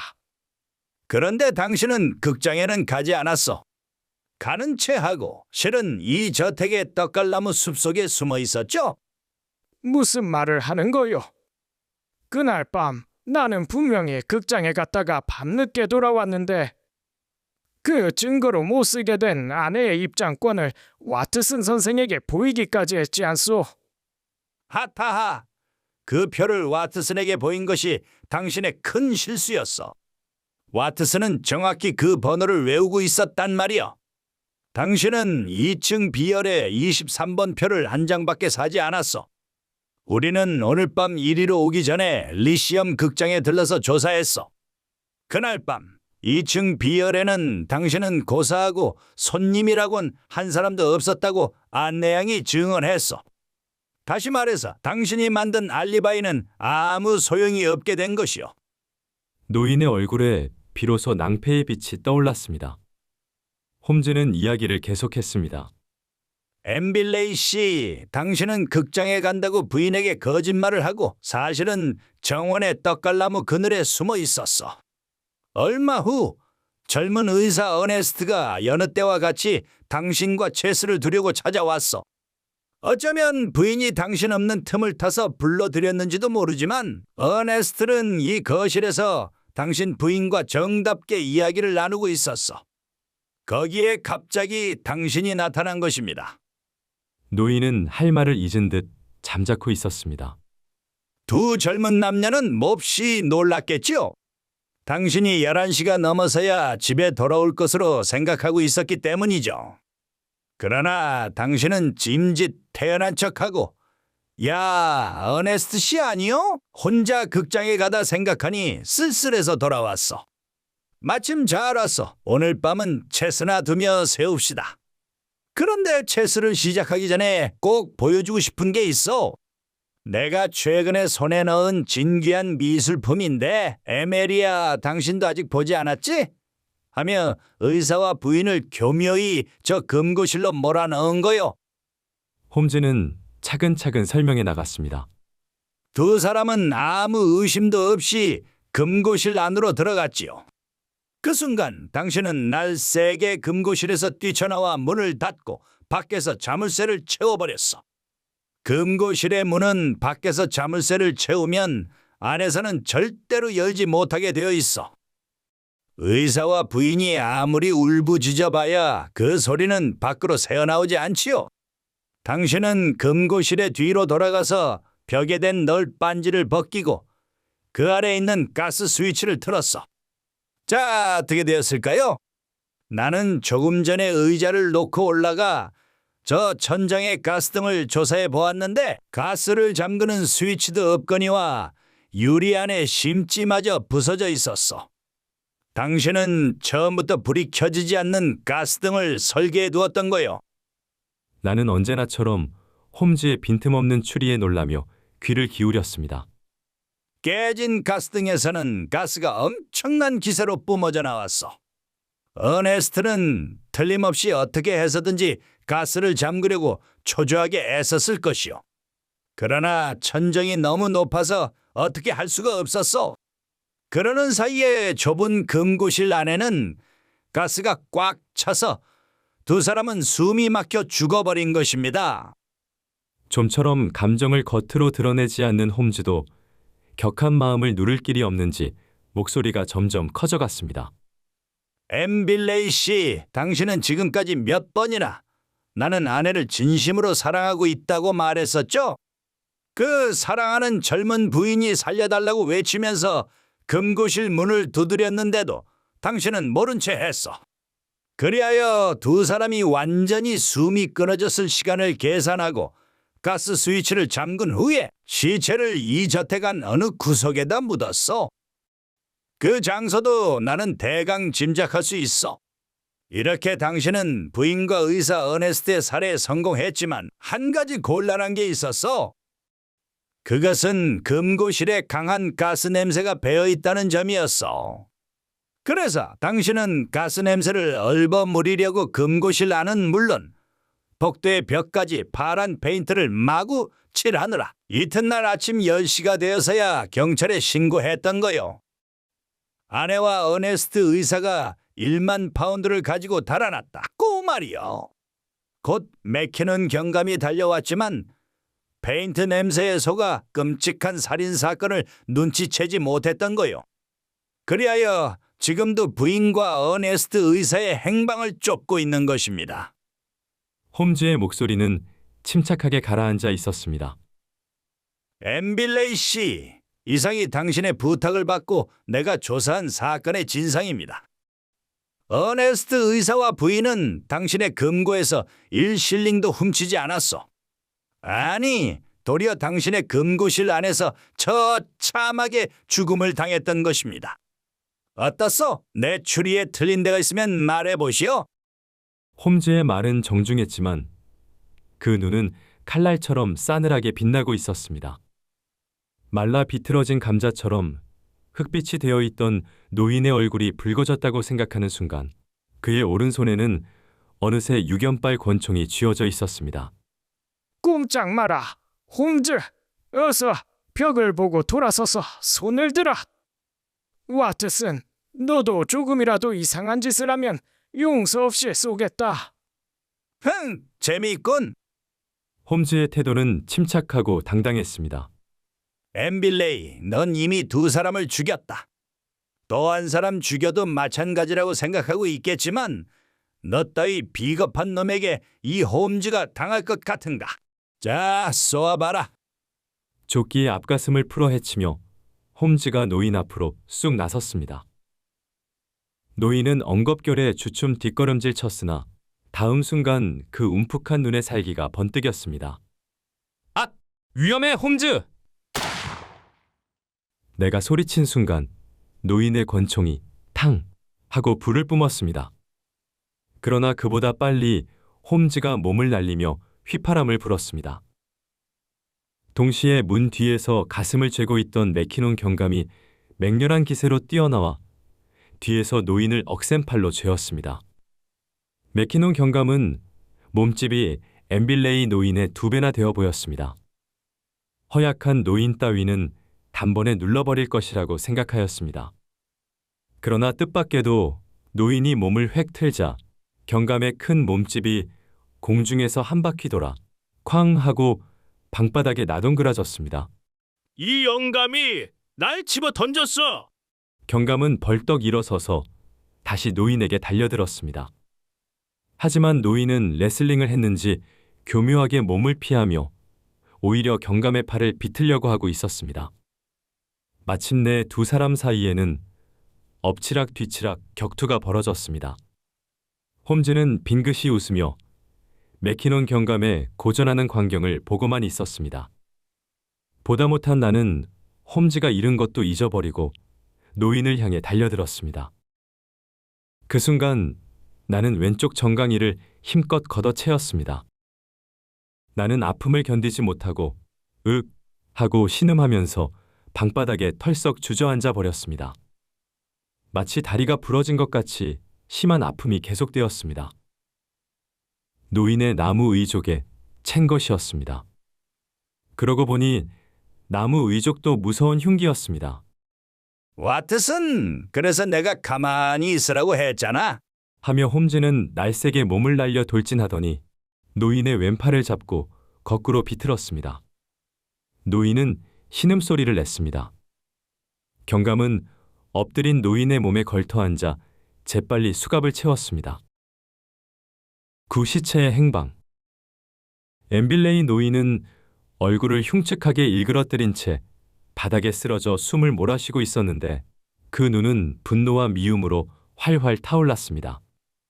맥키논 경감은 이마에 땀을 훔치며 말했습니다. 홈즈 씨, 도와주셔서 감사합니다.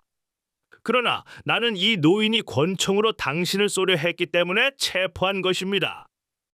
나는 문 뒤에서 당신의 설명에 귀를 기울이고 있었는데 유감스럽게도 그것은 당신의 상상일 뿐이지 노인의 범행을 뒷받침할 만한 증거가 없습니다.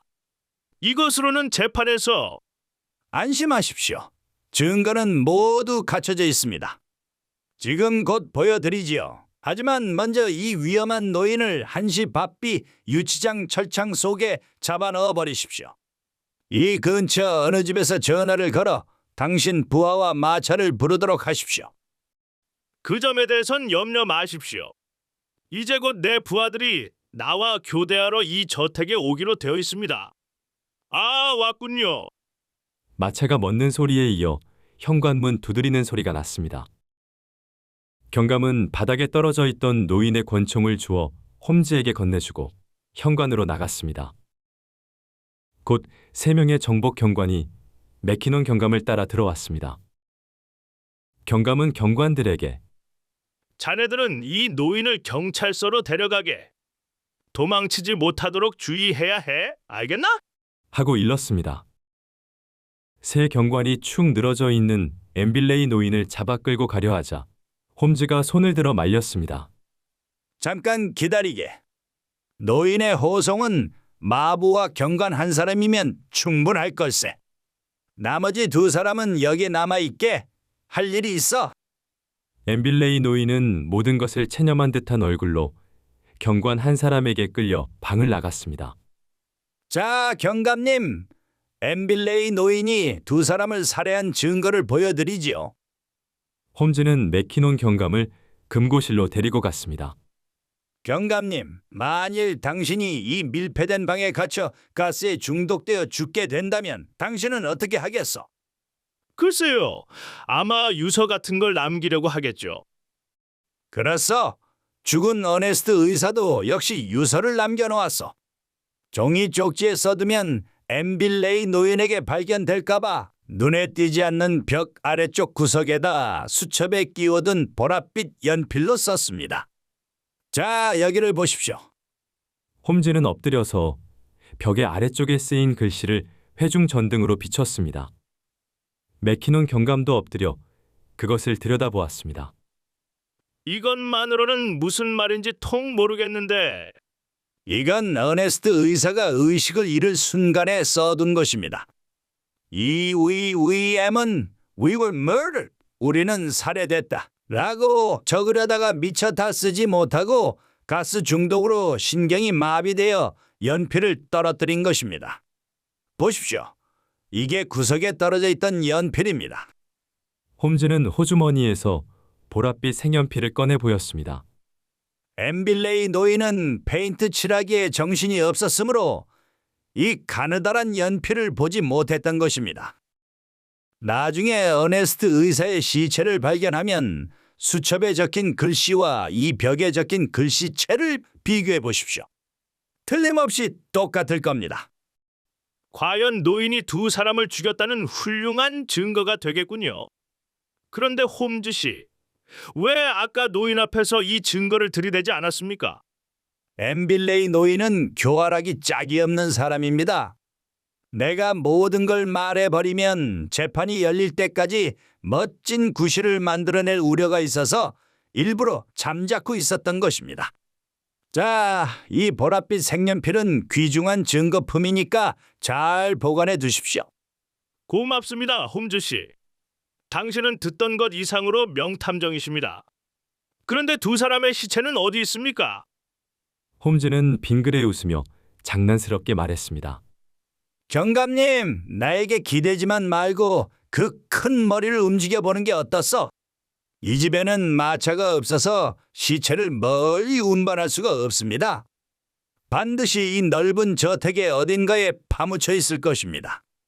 여기 있는 두 사람의 경관과 함께 찾아보십시오. 그러나 이 떡갈나무 저택은 엄청나게 넓습니다. 게다가 캄캄한 밤중입니다. 세 사람으로선 도저히 찾아낼 수가 없습니다. 그럼 하나만 힌트를 드리죠. 이 집에 수도가 놓여 있는 것을 압니까? 예, 엠빌레이 노인에게서 들었습니다. 부인을 위해서 이 저택에 이사하자마자 가스와 수도를 끌어주었다고 하더군요. 그렇습니다. 그 수도가 힌트입니다. 잘 모르겠는데요. 수도를 끌어온 이상 지금까지 쓰고 있던 우물은 필요 없죠? 두 사람의 시체는 그 필요 없게 된 우물 속에 집어 던졌을 것입니다. 부엌 근처를 찾아보십시오. 반드시 묵은 우물이 있을 거요.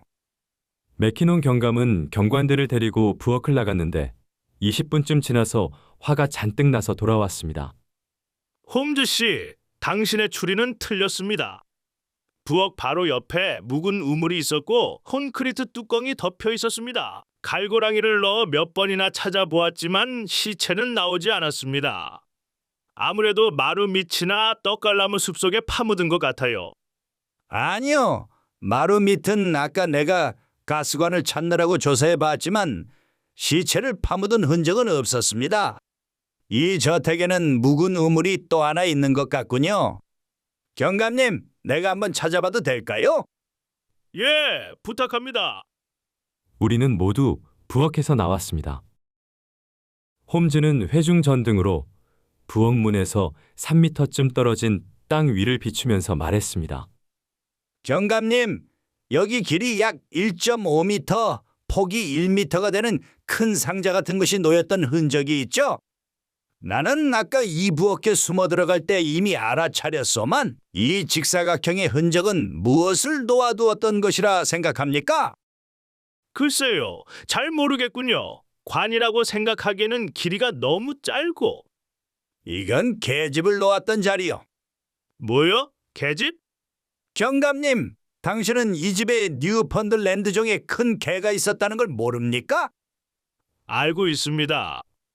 순찰할 때 저택 안에서 개 짖는 소리를 들은 적이 있습니다. 약 3개월 전에 병들어 죽었다고 들었는데. 개는 죽어도 계집은 그대로 있습니다. 홈즈는 회중 전등으로 땅 위를 비추었습니다. 보십시오. 여기에 계집을 끌고 간 흔적이 있습니다. 계집이 커서 굴림대를 썼군요. 자, 이 굴림대 자국을 따라가 봅시다. 홈즈 씨, 계집을 찾아서 대체 무엇을 하겠다는 것입니까? 글쎄, 잠자코 따라오십시오. 굴림대의 자국을 더듬어 10미터쯤 가자 풀밭이 나왔습니다.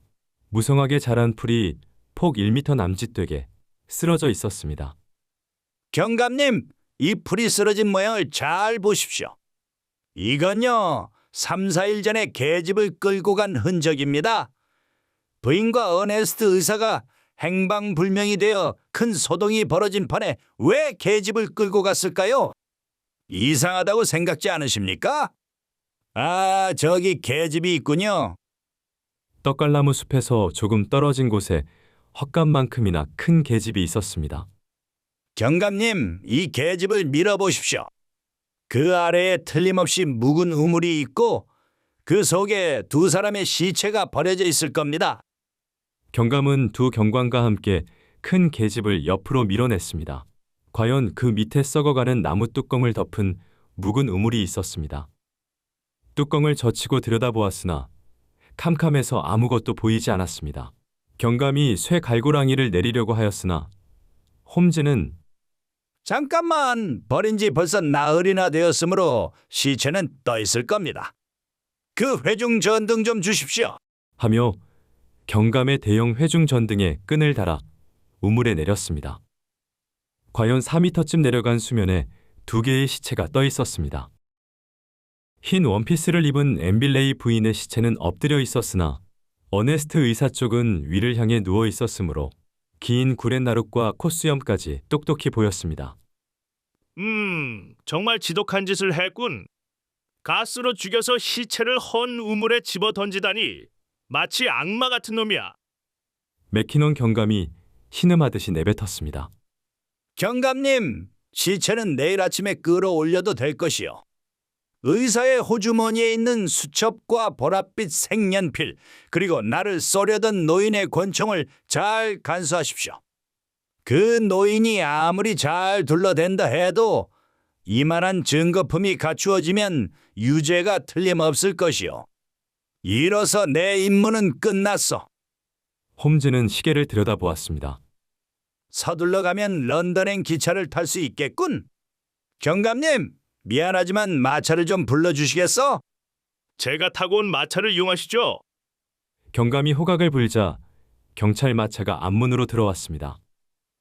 홈즈의 뒤를 이어 내가 발을 절면서 마차에 올랐습니다. 그때 경감이 다가와 망설이면서 입을 열었습니다. 홈즈 씨, 뭐라고 인사를 드려야 할지 모르겠습니다. 그런데 정말 뻔뻔스러운 부탁이 하나 있습니다만. 예, 알겠어. 두 사람의 시체를 내가 발견했다는 걸 비밀로 해달라는 말씀이시죠? 그렇습니다. 안심하십시오. 이번 사건은 모두 당신 혼자서 해결한 것으로 해두겠습니다. 신문 기자에게도 절대로 말하지 않겠어. 그럼 수고하시오. 10. 홈즈의 도전. 마차가 달리기 시작하자 나는 참다 못해 빈정거리듯이 말했습니다. 홈즈, 이번 사건에서도 자넨 고생만 하고 애쓴 보람이 없게 되었군. 내일 아침 신문엔 맥키논 경감, 멋지게 어려운 사건을 해결이라고 대문짝만 하게 나오고 자네 이름은 그림자도 없겠군. 그러면 어떤가? 자네와 나는 충분히 스릴을 맛보지 않았나? 자네는 정강이를 채이고 나는 노인의 총에 맞아 죽을 뻔했지. 겉으로는 약하고 가엾어 보이는 노인이 흉악한 살인자라니 정말 놀랐어. 자네는 언제부터 엠빌레이 노인이 수상하다고 생각했나? 어제 아침 노인이 처음으로 우리 하숙집을 찾아왔을 때부터야. 내가 노인의 손톱에 파란 것이 묻어있는 것을 보고 그게 뭐냐고 물었더니 파란 그림 물감의 품질을 알아보기 위해 손가락으로 문질러 보았다고 대답했었지.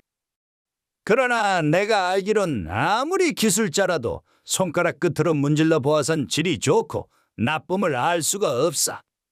그건 많은 화가들이 몇 번이나 써본 후에야 비로소 알 수 있지. 게다가 곧 런던으로 가려는 판에 일부러 그림 물감을 조사하다니 이상하잖아. 나는 그 말을 들었을 때 대뜸 이 영감이 뭔가 숨기고 있다고 느꼈어. 그러나 오늘 아침에 내가 떡갈나무 저택에 가보았더니 탁자 위에는 분명히 파란 그림 물감의 튜브가 놓여 있었어. 그건 나에게 대답한 대로 앞뒤를 맞추기 위해 나중에 탁자 위에 올려놓은 거야. 아무튼 나는 이 노인이 뭔가 있다고 생각했지. 그래서 자네 몰래 측량 기사로 변장하고 이 마을로 찾아와 이웃 사람들에게 여러 가지를 물어보았지. 그 결과 저 엠빌레이 노인이 두 번째 큰 거짓말을 하고 있는 것을 알았단 말이야. 큰 거짓말이라니? 가스관과 수도관을 끌어온 시기지. 노인은 우리에게 젊은 아내가 불쌍해서 떡갈나무 저택으로 이사하자 맞아 300파운드나 들여 멀리서 가스와 수도를 끌어주었다고 말했었지? 응, 그랬어. 그런데 자파상의 여주인의 말로는 떡갈나무 저택에 가스와 수도가 놓인 것은 바로 한 달쯤 전이라는 게 아니겠나? 필요 없게 된 펌프를 자파상해에서 인수한 탓으로 똑똑히 기억하고 있었어. 노인은 이사하자마자, 즉 1년 전에 가스와 수도를 끌었다고 했지만 실제로는 한 달 전이었어. 왜 그런 거짓말을 했을까? 물론 저 인색한 노인이 300파운드나 들여서 가스와 수도를 끌어온 것은 젊은 부인과 그 애인을 죽일 목적이었어. 노인은 3, 4개월 전부터 자기 부인과 어네스트 의사가 서로 사랑하고 있다는 것을 알았지. 결코 질투는 하지 않았다고 했지만 사실은 두 사람이 미워서 어떻게든 그들을 죽이려고 결심한 거야. 어제 내가 노인의 눈을 보고 한번 마음 먹은 일은 꼭 해내고야 마는 사람 같다고 말했었지. 제스를 잘 두는 노인은 그 비상한 머리를 굴려 마침내 가스에 의한 살인을 생각해냈어. 그리하여 한 달 전에 저 금고실 안까지 가스관을 끌어넣고 금고실 밖에 비밀 개폐 장치를 만들었어. 치밀하고 계획적인 살인이지. 홈즈는 파이프를 꺼내 물었습니다. 와트슨, 자네는 오늘 아침 떡갈나무 저택을 조사하러 갔을 때 노인이 금고실을 비롯하여 거실이나 복도의 벽에 마구 파란 페인트를 칠해서 그 냄새가 지독하다고 했었지? 나는 그 소리를 듣고 가스 냄새를 얼버무리기 위한 수작이구나 하고 생각했지. 그래서 오늘 밤 자네와 함께 떡갈나무 저택에 숨어들어 내 추리가 옳았다는 것을 확인하고 맥키넌 경감이 문 뒤에서 듣고 있는 동안 엠빌레이 노인의 범행을 폭로했던 거야. 그렇게 하지 않으면 저 완고한 경감은 노인이 살인범이라는 사실을 좀처럼 믿으려 하지 않을 테니까 말이야. 그랬었군. 그런데 엠빌레이 노인은 왜 자네에게 일부러 사건의 조사를 의뢰하러 왔을까? 저 노인은 나에게 도전한 거야. 뭐, 도전? 그래. 저 노인은 자기가 한 짓이 빈틈없는 완전 범죄로서 지방의 경찰은 물론 명탐정 홈즈라도 풀지 못하리라 믿고 나를 찾아온 거야. 즉 체스의 시합 상대로 날 택했던 거지. 가만히 있었으면 무사했을 텐데. 자네에게 도전하여 체포되다니 정말 어리석은 짓을 했군. 그건 그렇고 와트슨, 노인에게 챈 다리는 좀 어때? 아직도 아픈가? 응, 쑤시긴 하지만 뼈는 상하지 않았어. 집에 돌아가 찜질하고 일주일만 지나면 낫겠지. 하하, 의사가 제 손으로 자기 상처를 돌봐야 하다니. 이거 정말 우습군. 웃음거리가 된 나는 기분이 좀 상했으므로 비꼬아 말했습니다. 이봐, 자네도 빨리 결혼하는 게 좋을 거야. 뭐? 결혼? 왜? 엠빌레이 노인처럼 다 늙은 다음에 젊은 여자와 결혼해봐. 언제 애인이 생길지 모르니까 말이야. 뭐라고? 예끼 이 사람? 이거 한 대 얻어 맞았군. 좋아, 자네 충고를 받아들여 되도록 빨리 결혼하도록 노력하지. 마차에 흔들리며 홈즈는 유쾌하게 웃었습니다.